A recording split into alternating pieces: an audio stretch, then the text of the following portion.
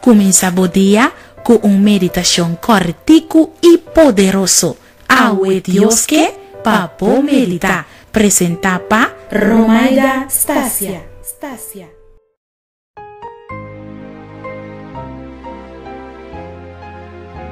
Bom dia.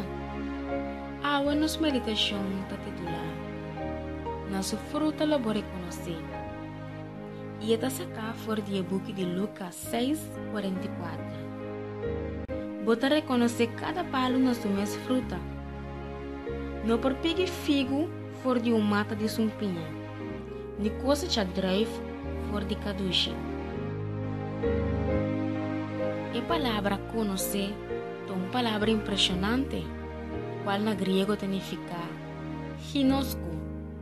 Que significa mais que simplesmente conhecer a aparência de uma pessoa, sino também conhecer seus sentimentos. É o que não cuou não nota mira. Cada palo tem um identificador de sua fruta. Diz imaginar que você não conhece nenhum palo de fruta, que nunca vou mirar nenhum palo de drive, nem de bacoba, pero vou conhecer a fruta sim.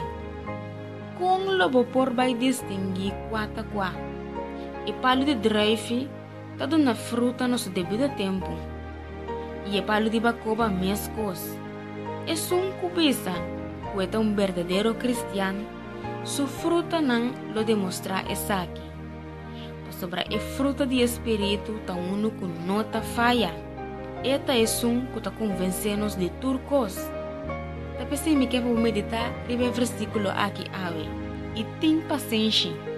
Saco tudo o que está balde em vida, te exigir perseverança. E não duvida que cada palo pode reconhecer na sua fruta. Dia bendicionado para você.